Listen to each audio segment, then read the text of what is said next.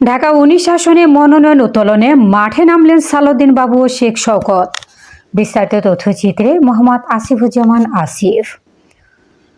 আগামী জাতীয় সংসদ নির্বাচনকে সামনে রেখে সাভার ঢাকা ১৯ আসনে বিএনপি মনোনীত প্রার্থী ডাক্তার দেওয়ান মোহাম্মদ সালাউদ্দিন বাবু ও গণ অধিকার পরিষদ ঢাকা জেলার আহ্বায়ক অ্যাডভোকেট শেখ শওকত হোসেন মনোনয়নপত্র উত্তোলন করেছেন। শনিবার দুপুরে সাভার উপজেলার সহকারী রিটার্নিং কর্মকর্তা সাইফুল ইসলামের কাছ থেকে তারা নিজ নিজ দলের পক্ষে মনোনয়নপত্র সংগ্রহ করেন। এ সময় উপস্থিত নেতা কর্মীদের উদ্দেশ্যে তারা নির্বাচনী প্রচারণা শুরু করার প্রত্যয় ব্যক্ত করেন। মনোনয়ন উত্তোলনের পর প্রার্থীরা সাভার ও আশুলিয়াবাসীর কাছে দোয়া চান এবং নিজ নিজ দলের প্রতীক নিয়ে ভোটারদের সমর্থন ও ভোট প্রার্থনা করেন।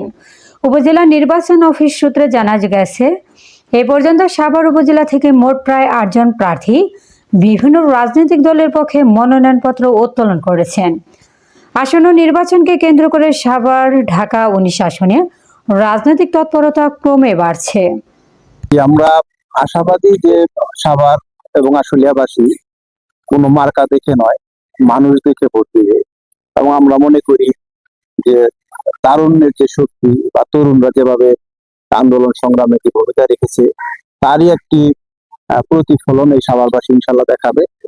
এবং আমরা যাদের সাথে প্রতিদ্বন্দ্বিতা করতেছি তারা ইতিপূর্বে জনগণ তাদের অ্যাক্টিভিটি, তাদের কাজকর্ম দেখেছে। আমরা তরুণরা চাই যে জনগণ আমাদের ইনশাল্লাহ এবার আমাদের এই সাভার আশুলিয়াতে মার্কার দিকে নয়, শুধু ব্যক্তিকে দেখে, মানুষকে দেখে এবার ভোট দেবে ইনশাল্লাহ। এবং আমি আশাবাদী যে আমরা সাভার এবং আশুলিয়াতে খুব ভালো করবো এবং বিপুল ভোটে জয়ী হবো ইনশাল্লাহ।